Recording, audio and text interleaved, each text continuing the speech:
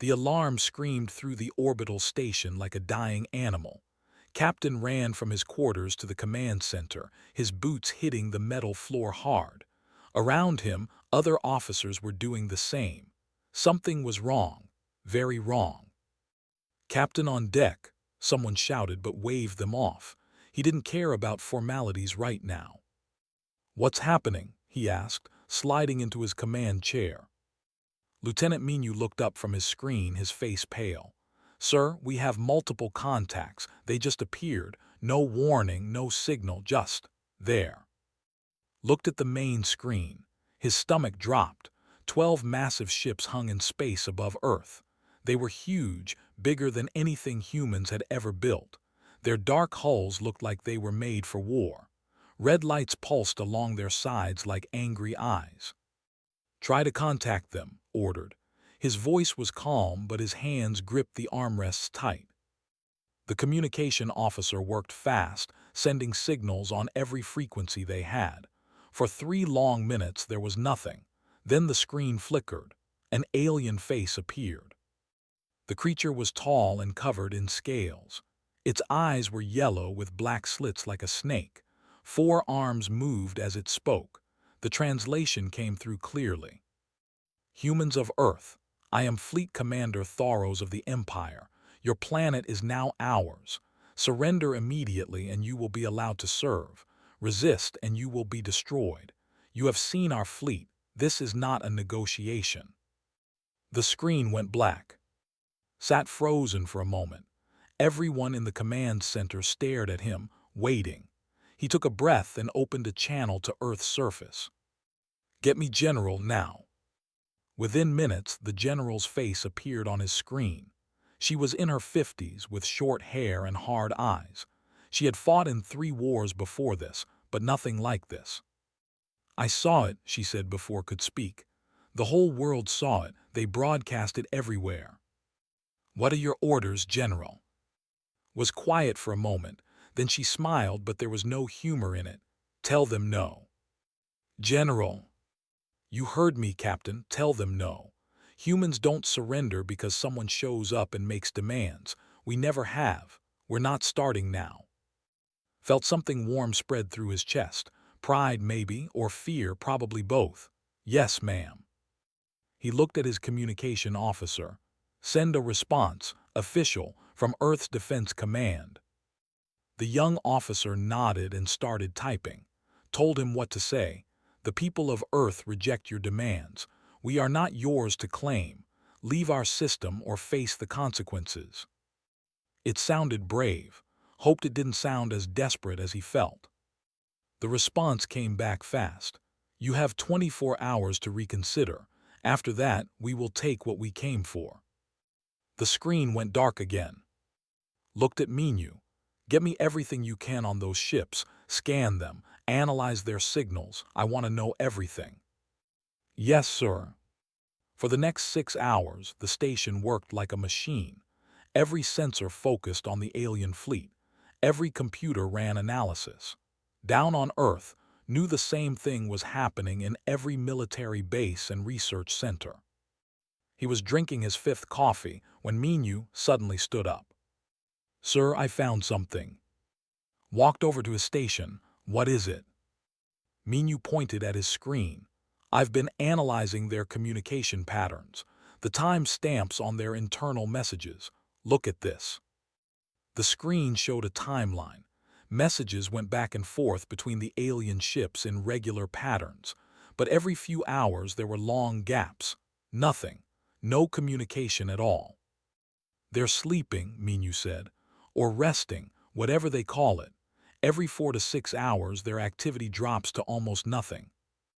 "All of them at once?" "No, sir, they work in shifts, but each individual. They need rest. A lot of it, more than we do." Felt his heart beat faster. How much more? Minu pulled up more data. "From what I can tell, they need about 10 hours of rest for every 14 hours of activity. And when they're active, their performance drops after about 3 hours. They need breaks." "Send this to General right now." While Minu worked, stared at the alien ships. An idea was forming in his mind. A crazy idea, but maybe. His communicator beeped. It was. "I got your lieutenant's report," she said. "I'm looking at something similar from our science teams. Dr. Sora has been analyzing their biology from the video feeds." A new face appeared on the screen next to.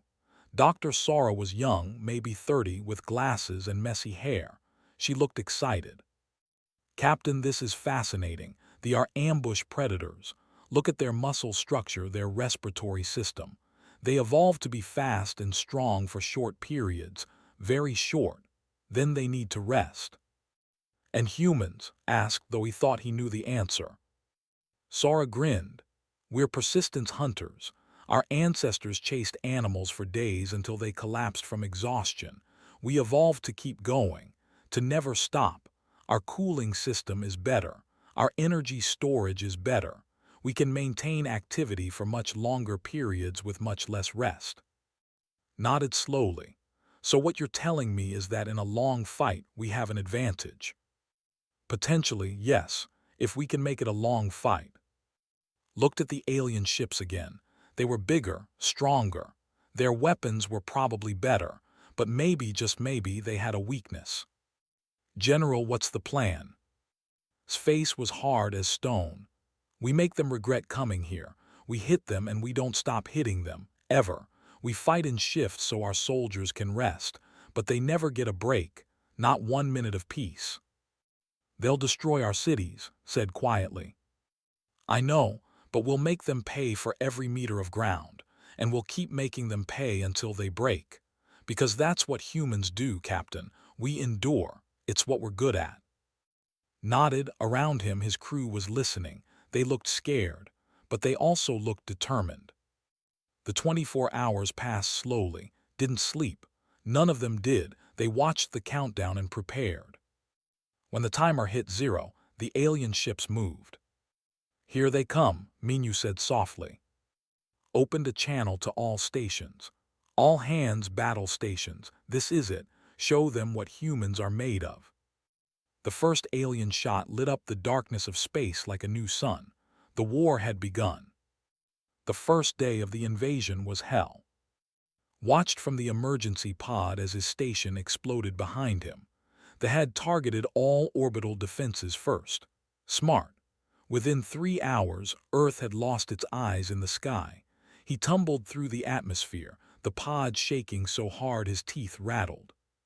He crashed somewhere in the mountains outside. The pod's door blew off with a bang and he stumbled out into the night. In the distance, the city was burning. Bright orange flames lit up the sky. Alien ships flew overhead, dark shapes against the fire. Checked his radio, static, then a voice broke through. "All units fall back to secondary positions. Repeat, fall back. They're hitting us hard." He recognized the voice. Commander Jinnah. She ran the ground defense for the southern region. If she was calling for retreat, things were bad. Started walking toward the city. His leg hurt from the crash, but he kept moving. That's what you did. You kept moving. It took him 6 hours to reach. What he found made him sick. Whole blocks were gone, just rubble and smoke. Bodies in the streets, human and alien both. The ground troops had landed. He found Jinnah's command post in an underground parking garage. She was standing over a tactical display, her uniform torn and dirty. Blood ran down her left arm, but she ignored it. "Captain," she said when she saw him, "glad you made it. We need everyone we can get." "What's the situation?" Jinnah pointed at the display. "Bad. The troops are tough, stronger than us, faster, better armor. We can't match them in direct combat." "How many do we have?" "Maybe 2,000 soldiers in the city. Another 5,000 civilians who took up weapons, against about 3,000. The math wasn't good, but remembered what Dr. Sora had said. How long have they been fighting? Jinnah checked her watch. Almost 4 hours straight since they landed. And our troops? We've been rotating. 30-minute shifts, then someone fresh takes over. Felt something click in his mind. Commander, I need you to trust me. Change the rotation. Make it 15 minutes. Keep constant pressure on them. Don't let them rest, not even for a minute. Jinnah stared at him. That's not how you fight a battle, Captain. Soldiers need coordination, time to plan. These aren't normal soldiers. They're not built for long fights, trust me. Something in his voice must have convinced her. She nodded and started giving orders. The new strategy started within the hour. Small teams of humans would attack a position, fight for 15 minutes, then pull back. Another team would immediately take their place, then another, and another. They were confused at first. They expected humans to attack, get beaten back, then take time to regroup. But the humans never stopped coming. Private was in the third wave to hit a strongpoint in a collapsed hotel. He was 20 years old, scared out of his mind, and had been a store clerk 3 days ago. Now he carried a rifle and followed his squad leader through the rubble. They were waiting. They opened fire immediately. The soldier next to went down, then another. But the humans kept coming, kept shooting. Fired until his rifle was empty, then reloaded and fired again. 15 minutes later, the call came to pull back. Ran, his lungs burning. Behind him, another squad was already moving in to replace them. He collapsed against a wall, gasping for air. His squad leader, a woman named Boa, patted his shoulder. Good job, kid. Rest for 45 minutes. Then we go again. We're going back, asked. Yeah, that's the plan. We keep going back. The hours blurred together. His third attack, his fifth, his eighth, he lost count. His body was exhausted, but he kept getting 45-minute breaks. Time to drink water, eat something, close his eyes. They didn't get breaks. On his 10th attack, something changed. The aliens were slower. Their shots weren't as accurate. One of them stumbled. Another dropped his weapon and just stood there swaying. They're tired, Boa said, her eyes wide. They're actually tired. She grabbed her radio. All units, the enemy is faltering. Keep the pressure on. Saw it happen. A soldier, one of the big ones with the heavy armor, just sat down, right in the middle of the fight. He sat down and put his head in his hands. Another one tried to run but fell. He didn't get up. The humans pressed forward. The position broke. They retreated, leaving their equipment behind. Back at the command post, Jinnah was seeing the same thing across the city. Units that had been unstoppable were now making mistakes, moving slower, responding late. It's working, she said too. By God, it's actually working. How long have they been fighting without rest? He asked. About 7 hours. Keep going, don't give them a minute. Jinnah sent out new orders. Every unit in got the message. Constant pressure, rotating attacks, no mercy, no breaks for the enemy. By hour 10, the first soldiers started collapsing from exhaustion. By hour 12, they were falling back to their landing ships. By hour 15, they were retreating to defended positions, barely able to stand. The humans were tired too, exhausted, but they had been resting in shifts, eating, drinking water, getting their strength back. They couldn't. Every time they tried to rest, humans attacked. Every time they tried to regroup, another wave hit them. Sat on a pile of rubble as the sun came up. He had been fighting for 18 hours, but with the rotation system, he had maybe slept 4 hours total. Not much, but more than zero. Across the street, he could see soldiers lying on the ground. Some were wounded. Some were just asleep, so exhausted they had passed out. Their commanders were trying to wake them up, but the soldiers barely responded. They're done, Boa said, sitting next to him.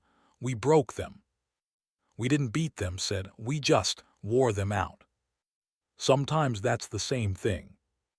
Commander Jinnah's voice came over the radio. All units, the enemy is retreating to their ships. Do not pursue into open ground. Hold positions and rest, but stay ready. They might try again. Stood next to Jinnah, watching the pullback. The city was in ruins. Thousands were dead, but they had won, not through superior weapons or tactics. They had won by simply refusing to stop. "General needs to know about this," Jinnah said. Nodded. "This is just the beginning. If it worked here, it can work everywhere."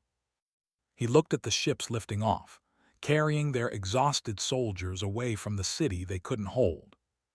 "They thought they were the hunters," said quietly. "They're learning that they're the prey." All across Earth, the same thing was happening. Human forces were discovering that endurance was a weapon, the greatest weapon they had. They had made a terrible mistake. They had invaded a world of persistence hunters. And humanity was just getting started. General stood in the underground command center looking at reports from across the planet. 3 weeks had passed since the invasion began. They controlled major cities. They had superior firepower. They should have won by now. They were losing. "Show me the casualty numbers again," she said. An officer pulled up the data. "Human casualties are high, General. 40,000 dead, twice that wounded. But casualties are at 62% of their ground forces." "How many from combat?" "About 30%. The rest are from exhaustion-related causes. Medical collapse, stress injuries, psychological breakdown. They're falling apart." Allowed herself a small smile. "Good. Send new orders to all resistance cells. Operation Sleepless continues. They don't get to rest. Not ever." She had spent 2 weeks setting up the global strategy. Every resistance group, every military unit, every civilian fighter got the same basic instructions. Fight in shifts, never stop the pressure, make noise even when you're not attacking. It was working better than she had hoped. In Tokyo, the resistance set up speakers around positions and played loud music 24 hours a day. The aliens tried to destroy the speakers, but there were always more. The noise never stopped. In London, human fighters would attack at random times. 3 in the morning, noon, 7 in the evening, midnight. There was no pattern. The soldiers couldn't predict when the next attack would come. They couldn't sleep. They just waited, getting more and more tired. In Mumbai, the resistance didn't even fight sometimes. They just made the think they were about to fight. Movements in the shadows, sounds in the dark. The alien soldiers would stay alert for hours, weapons ready, only to find nothing. Then it would happen again, and again. They were going mad from lack of sleep. Lieutenant Minu had been promoted to captain after the orbital stations fell. Now he worked directly under General, coordinating the technical side of the war. "General, we have a proposal from engineer," he said. A young woman appeared on the screen. She looked exhausted but excited. "General, I've developed something we're calling sleepless protocols. Automated drones that can maintain harassment of enemy positions without human operators." "Explain," said. Pulled up designs. Simple drones. They fly around positions, making noise, dropping small explosives, shining lights. Nothing that does major damage, but they never stop. They can operate for days on a single charge. When they run low, they return to base automatically and another one takes over. "How many can you build?" "We have materials for 5,000 units. More if we get supplies." "Build them, deploy them everywhere. I want every position dealing with these things constantly." "Yes, ma'am." 2 days later, the first sleepless drones took flight. They were small, about the size of a football, and they were incredibly annoying. They would hover outside windows, beeping. They would drop firecrackers on alien patrols. They would flash bright lights at guard posts. They tried to shoot them down, but there were too many. For every one destroyed, 2 more appeared. The psychological effect was devastating. Had taken command of a guerrilla unit operating in the mountains near. 50 soldiers, all volunteers, all willing to do whatever it took. He planned the most ambitious operation yet, a 72-hour raid on a major supply depot. 3 days, asked Boa, who had joined his unit. "Sir, that's insane." "That's the point," said. "We have 72 hours of shifts planned. Each person fights for 1 hour, then rests for 5. The defenders won't have that luxury. What if they call for reinforcements? They will, and those reinforcements will get hit by other units on the way. Everyone will be tired, everyone except us. They started the raid at midnight. First team hit the depot from the north, firing for an hour, then pulling back. The defenders responded hard, but they were ready. The second team attacked from the east, then the third from the west, then the fourth from the south, around and around, never stopping. By hour 6, they were already showing signs of stress. Their return fire was less coordinated. By hour 12, they were making basic mistakes. By hour 24, they were stumbling around like drunk people. Was on the hour 32 shift. He crept up to the depot's fence and watched the alien guards. One was leaning against a wall, his weapon hanging loose. Another was sitting on the ground. A third seemed to be talking to himself. "They're breaking," whispered into his radio. "Hold your fire," ordered. "Just watch." For the next 8 hours, the teams barely attacked. They just made noise, movements, shadows, keeping the alert and awake. By hour 40, one of the guards just walked away from his post. He wandered into the compound and sat down. He didn't get up. By hour 48, the defenders were mostly sitting or lying down. They were awake but barely functional. By hour 60, they weren't even responding to attacks anymore. They just sat there, staring at nothing. At hour 72, led his entire unit into the depot. They walked in openly, weapons ready. They saw them coming. Some tried to raise their weapons. Most just watched with empty eyes.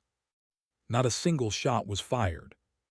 The human soldiers took the depot without killing anyone. They were too exhausted to fight. Some were crying. Some were talking to themselves. All of them looked broken. "Get medical teams here," ordered. "These soldiers need help." "Sir, they're the enemy," someone said. "They're defeated, that's enough." Dr. Sora arrived with the medical teams. She examined the soldiers with fascination and sadness. "Severe sleep deprivation," she said. "Some of them have been awake for more than 3 days straight. Their bodies are shutting down. This one has stress-induced organ damage. This one is having hallucinations." She looked at "You broke them completely. They're not soldiers anymore. They're barely conscious." Felt sick. This was victory, but it didn't feel good. Can they recover? With rest, yes, but mentally, I don't know, this kind of trauma. Walked away. He found a quiet corner and sat down. His hands were shaking. Boa found him there. "Sir, we won. The depot is ours." "I know." "Then why do you look like that?" "Because this is what we have to do to win. We have to break them, make them suffer, keep going until they can't take anymore." He looked at her. "Is this what humans are? Is this who we are?" Boa was quiet for a moment. "They came here to conquer us, to make us slaves or kill us. We're doing what we have to do to survive, nothing more, nothing less." "Survival," repeated.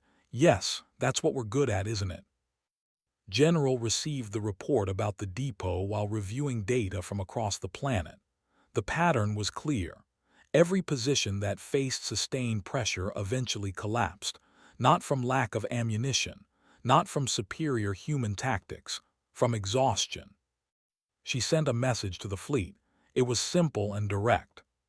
"Fleet Commander Thoros, you invaded the wrong world. We are not like the other species you conquered. We evolved to outlast our prey. We chased animals for days until they collapsed and died. Now we're doing the same to you. You can keep fighting. You can keep losing soldiers to sleep deprivation and stress, or you can leave. Your choice." The response came 6 hours later. It wasn't from Thoros.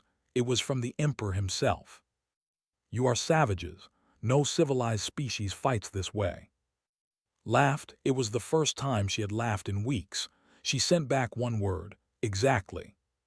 6 weeks into the invasion, Fleet Commander Thoros stood on the bridge of his command ship and tried not to show fear. The numbers didn't make sense. They had lost more soldiers than in their last 5 conquests combined, and most hadn't died in battle. They had simply broken. "Status report," he demanded. His medical officer looked terrified to answer. "Commander, we have 60% casualties, 20,000 soldiers unable to fight. Half are in medical comas, the others are damaged mentally." "Explain damaged." "They won't wake up, or they wake up screaming. Some attack their own units, some just sit and stare. The human strategy has destroyed their minds." Thoros slammed his fist on the console. "We are the Empire. We have conquered 17 worlds. How are we losing to these primitives?" No one answered. They all knew. The humans weren't fighting like anyone else. They were fighting like something from a nightmare. They never stopped, never rested, never gave up. "Double the guards on all positions," Thoros ordered. "Increase patrol frequency. We will break their spirit." "Commander, our soldiers are already at their limit. If we increase their workload." "Do it." On Earth, Commander Jinnah received new intelligence. There were increasing patrols, doubling guards. They were trying to match human endurance. "They still don't understand," she said to who had joined her command team. "Let's help them learn." She sent orders to all units. When they increased their activity, humans would do the same. Match them hour for hour, but in shifts. The soldiers fell apart even faster. Specialist was part of a new kind of mission. He was young, barely 23, but he had a gift for electronics and infiltration. General had personally approved his plan. "It's crazy," she had said, "but everything that works in this war is crazy. Do it." And his team of 12 specialists infiltrated the main command ship. It took them 2 days to reach it, swimming through flooded tunnels and climbing maintenance shafts.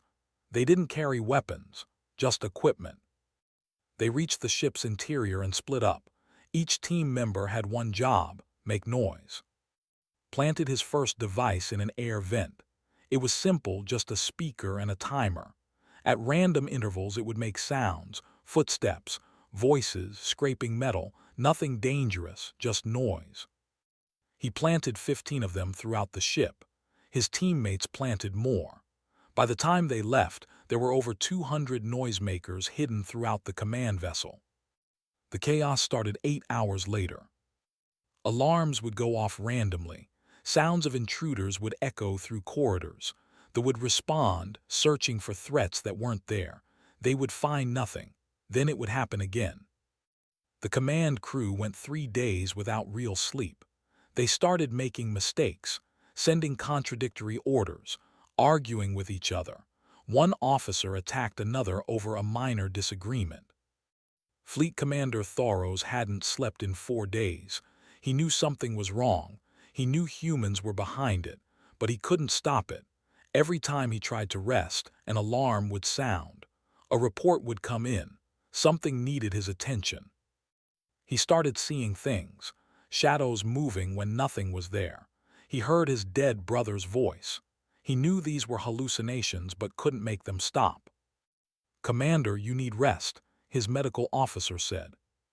"I need victory," Thoros screamed. His officers stepped back. They had never seen him like this.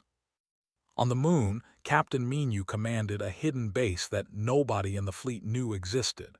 It was small, just 50 people, but it had a specific mission. Every 4 hours exactly, they launched a raid on the fleet.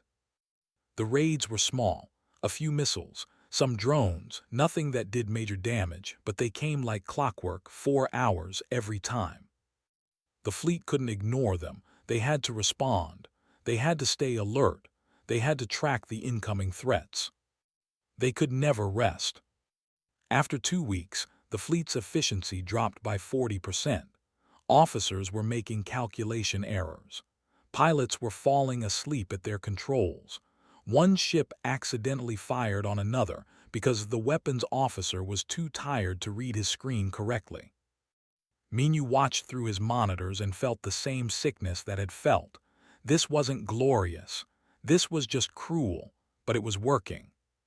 "Sir, should we stop? one of his officers asked. "They're barely functioning." "No," Minyu said quietly. "We stop when they leave, not before."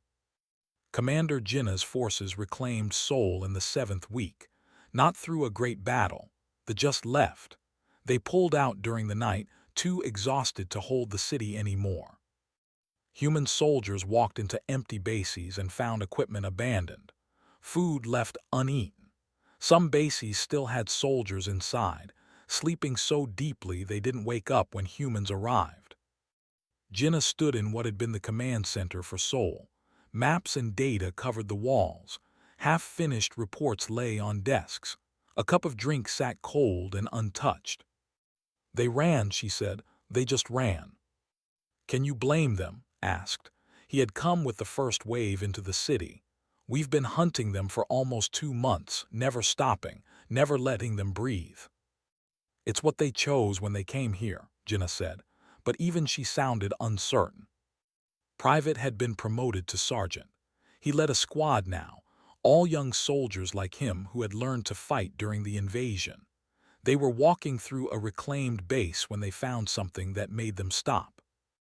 A soldier sat in a corner, knees pulled to his chest, rocking back and forth. He didn't have a weapon. He wasn't wearing armor. He was just sitting there, muttering in his own language. "Should we do something?" one of soldiers asked. Knelt down near the alien. He didn't get too close. They looked up at him with yellow eyes that were red from crying.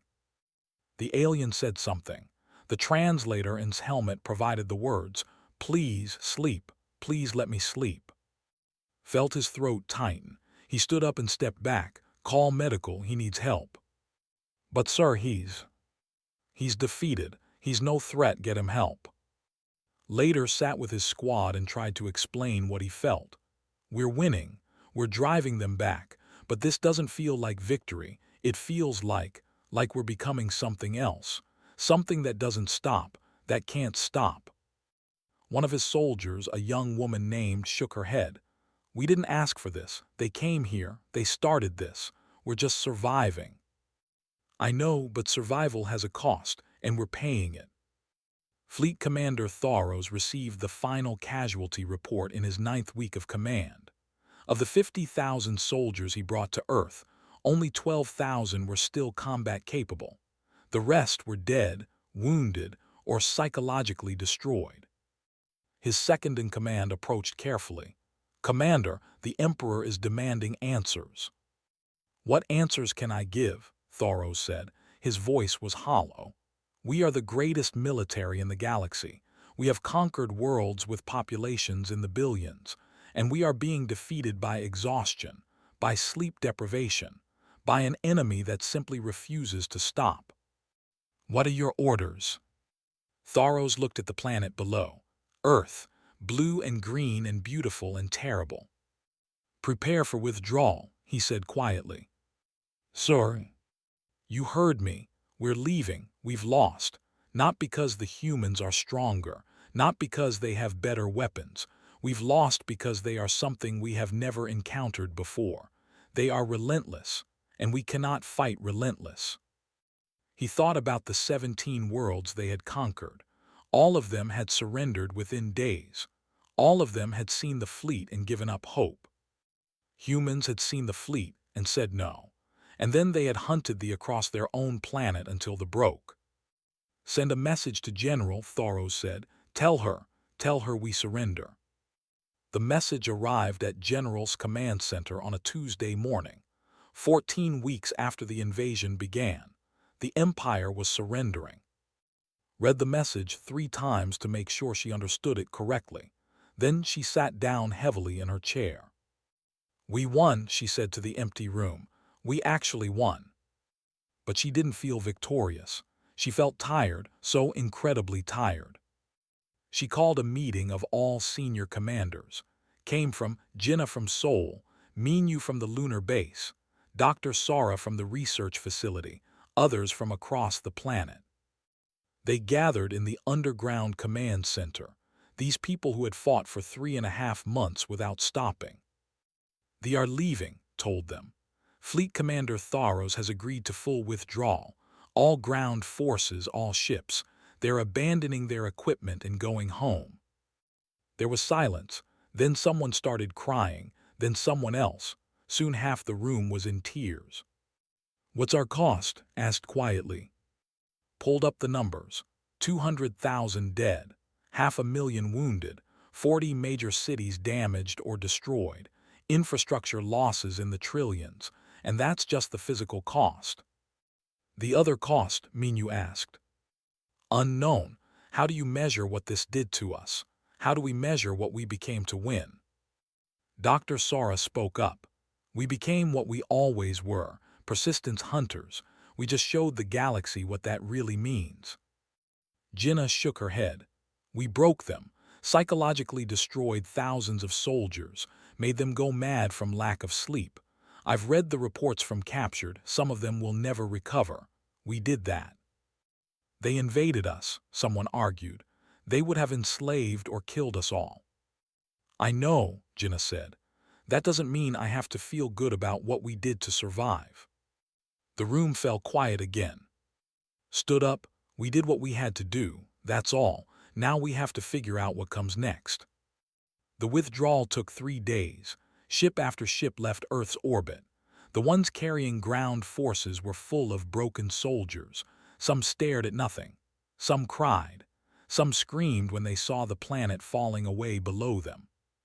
Was part of the honor guard that watched them leave. It felt wrong calling it an honor guard. There was no honor in any of this, just survival. A soldier was being carried onto a transport ship. He was strapped to a stretcher, sedated. As he passed, his eyes opened for a moment. He looked at the human soldier and saw pure terror in those yellow eyes. "I'm sorry," whispered. The alien didn't hear him, probably wouldn't have understood if he had. Fleet Commander Thoros was the last to leave. Before boarding his ship, he sent one final message to General. She read it aloud to her command staff. "General of Earth, we came to your world expecting conquest. We have conquered 17 star systems. We have defeated armies 100 times larger than ours. We are the Empire and we have never lost. Until now, we did not lose to your weapons. We did not lose to your tactics. We lost to something we have never encountered. You are relentless. You do not stop. You cannot be outlasted. We are warriors. You are something far more terrifying. You are hunters, and we were your prey. We will tell the galaxy what you are. They will learn to fear you, not your weapons, not your ships. They will fear your unwillingness to ever give up. That is more frightening than any weapon we have encountered. You have our surrender and our respect. We will never return." Closed the message and looked at her team. He's right. We showed the galaxy what humans are. The question is, what do we do with that? Stood up, we prepare. If they tell other species about us, some will stay away, but some will see us as a threat. We need to be ready. Ready how? Minu asked. We use what we learned. Our advantage isn't technology, it's endurance. We build ships designed for long pursuits, weapons systems that can operate for months without maintenance, a fleet that can chase enemies across the galaxy if needed. Dr. Sora nodded. Persistence hunting on a galactic scale, it makes sense, it's what we're good at. Over the next months, Earth began to rebuild, but it also began to prepare. The damage from the war was repaired slowly, but construction of the first deep space persistence fleet began immediately. The ships were built different from anything humans had made before. They weren't designed for short, brutal battles. They were designed to chase, to pursue, to never give up. Captain was given command of the first ship. They called it the Soul's Pride, after the station he had lost. It was smaller than he expected, efficient, everything designed for long-term operation with minimal crew. "How long can it operate?" he asked the engineer. 6 months without resupply, a year if you're careful. The crew compartments are designed for extended tour, good sleep rotation, exercise facilities, mental health support, everything needed to keep a crew healthy during a long hunt. Smiled, a long hunt. That's exactly what it is, isn't it? Construction of the fleet took 2 years. During that time, news spread through the galaxy about Earth, about the humans who had defeated the Empire through sheer endurance. Some species were curious, some were afraid, some were impressed. The had told the truth. They told everyone exactly what had happened, how they had been hunted to psychological breakdown, how humans simply never stopped. The reaction was mixed. Some species saw Earth as potential allies, others saw them as a threat, a few saw them as monsters. General, now promoted to Marshal of Earth Defense, gave one interview to the galactic community. It was broadcast across 100 worlds. "We did not ask for war," she said. "They invaded us. We fought back with the only advantage we had. We are not monsters, we are not unstoppable, we are simply humans. We endure, that is what we do. If you come in peace, you will find us good friends. We will work with you, trade with you, help you. But if you come to conquer us, to enslave us, to destroy us, you will learn what we learned fighting animals across our plains for millions of years. We will chase you. We will never stop chasing you. We will hunt you until you collapse. That is not a threat. That is simply what we are." The message was clear. Earth was open to friendship, but it would never surrender to conquest. Private, now Lieutenant, stood on the bridge of the Soul's Pride as it prepared for its first mission. Not a war mission, an exploration mission. Humans were going to the stars. "You ready?" asked Sergeant Boa, who was now his second in command. "I don't know," said honestly. "We won the war, but we also showed the galaxy what we're capable of. I'm not sure if that's good or bad." "It's both," Boa said. "Like everything humans do, we're capable of great kindness and great cruelty. What matters is what we choose." Captain joined them, looking out at the stars. "They were right about one thing. We are hunters, but we get to choose what we hunt. We can hunt enemies who threaten us, or we can hunt knowledge, discovery, understanding. The endurance that helped us survive can also help us explore, to go farther than anyone else, to never give up on learning." "That's a nice thought," said. "Let's make it more than a thought. Let's make it real." The Soul's Pride launched on a clear morning.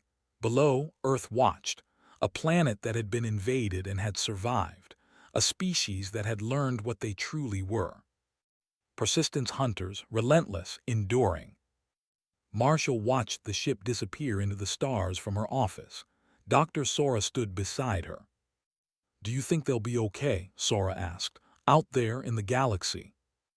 "I think they'll be human," said. "Which means they'll struggle, they'll make mistakes.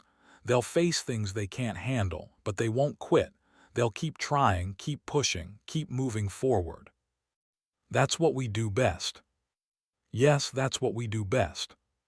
Across the galaxy, species were learning about humanity, some with fear, some with respect, all with caution.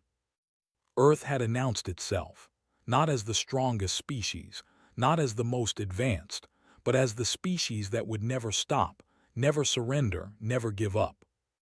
In a universe full of powerful civilizations, humans had found their place, not through superior technology or overwhelming force, through endurance.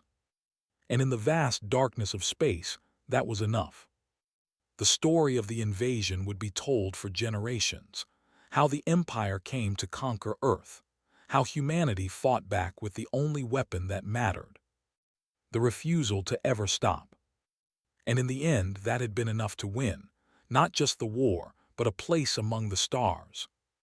Humanity was here, and humanity would endure. That was their promise, their threat, their gift to the galaxy. They would endure forever, no matter what. Because that's what humans did. It's what they had always done. And it's what they would always do. Endure.